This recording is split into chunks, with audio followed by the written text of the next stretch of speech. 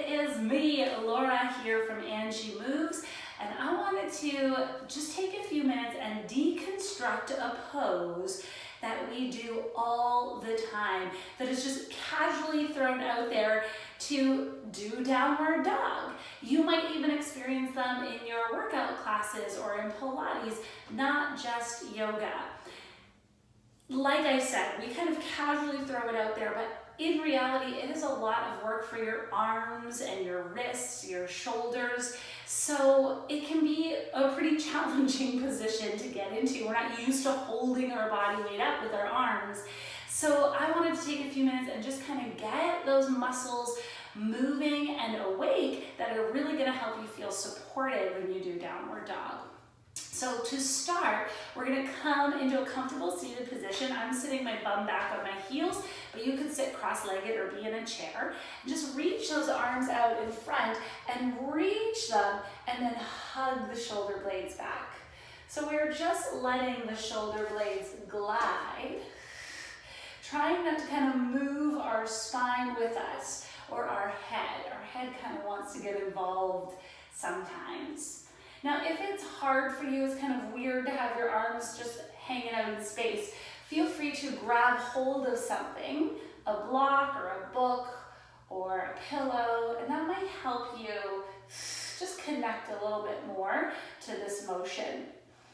Good, let's go for about 4. Now, feel free if you can't come down onto hands and knees, just stay with this. Or if you'd like, just put that block off to the side and do the same thing on hands and knees. We want a little dip in the back. We're not sinking, but we're gonna let the chest drop and then push away from the floor.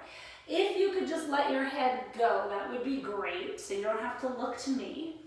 And what's happening is the shoulder blades come together and then widen apart. They come together. I'm just going to turn on a little angle so I can kind of see you guys better. So down and push up. That's it. And we're not rounding and arching our back. Let's go for 5.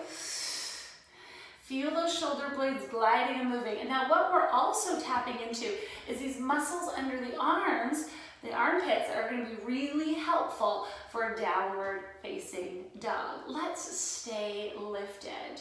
So could you tuck your toes under? We're going to take a breath and feel like you are breathing into your ribs and into your belly. And on your exhale, we're going to blow out like there's a cake with 50 candles below you.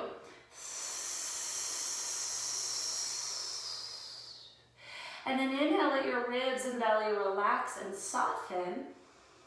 And as you exhale out through your mouth, see if you can feel that your belly naturally hugs up and becomes a little bit taut, a little bit firm. Inhale, let your belly relax. So we're not kind of sucking in and rounding our back, just allowing those muscles to hug and draw up naturally. Good, you are tall on your arms. A great place to start would to find that core connection and then reach one arm out in front. And then let that go, take a breath. And exhale, and reach the other arm out. Good, so this is some core work for sure. We're practicing finding and engaging those lower, deep abdominal muscles as we add a little movement. Good. So if you are finding that your belly kind of drops or sinks or like lets go when you reach that arm, just try hovering the hand and then release. We'll do one last one. Exhale, hovering the hand.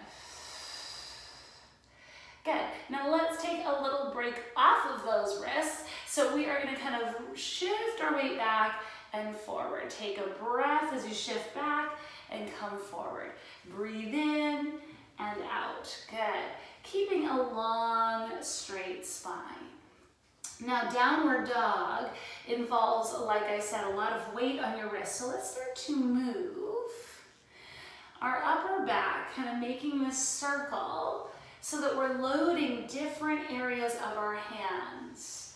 And again, try not to sink into the back. Let's go in the other direction. Good. Oh yeah, so we're getting all sorts of upper back muscles moving. We're getting the hands ready to take a little bit of weight. Let's give a little bit more of a break. Just release and give your hands, your wrists a little circle. So the arms aren't going, just the wrist. Good. Let's go in the other direction.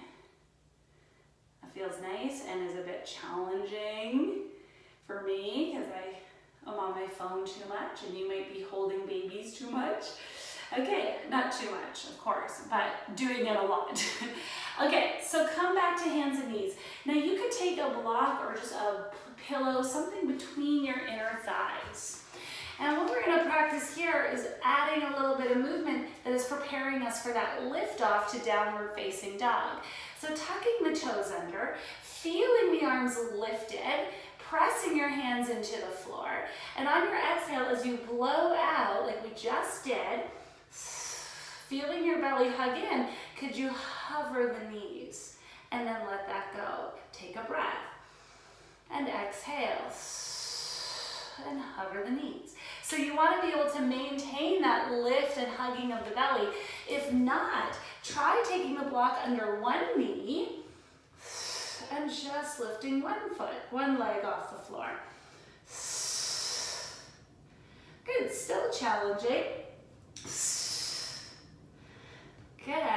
So that's kind of a nice little way to make that a bit easier if both knees hovering off the floor is too much. I'm just going to do a couple more doing the other side, or you can continue hovering both knees off the ground, using your arms to push you up away from the floor, not sinking into your back. Last one.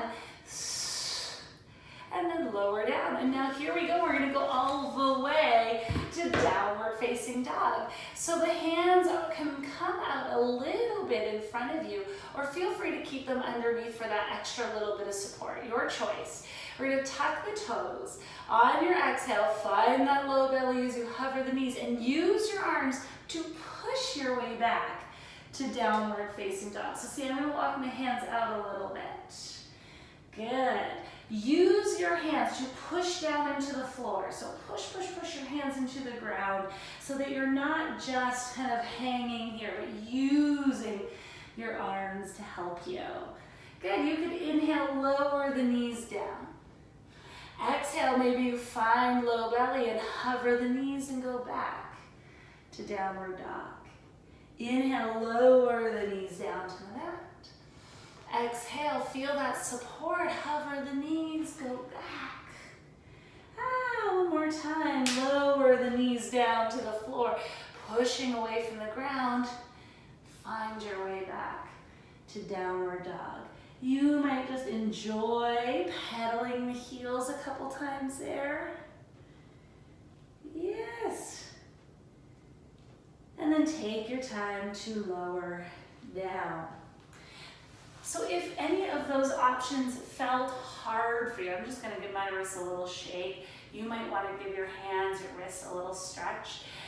If any of those were too hard, that when you hovered the knees off the ground, your belly kind of pushed out and did not maintain that hugging in, feel free to just stay with those for now until you feel able to really support yourself in and through those movements.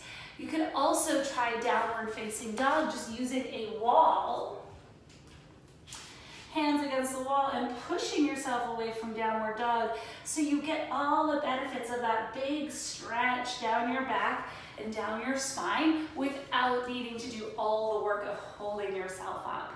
So that might be a great option if you're pregnant or if you have a significant diastasis and don't feel really supported on hands and knees or in downward dog.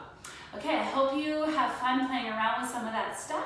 Let me know if you have any questions. Feel free to tag me or send me an email, and I will talk to you guys soon. See ya!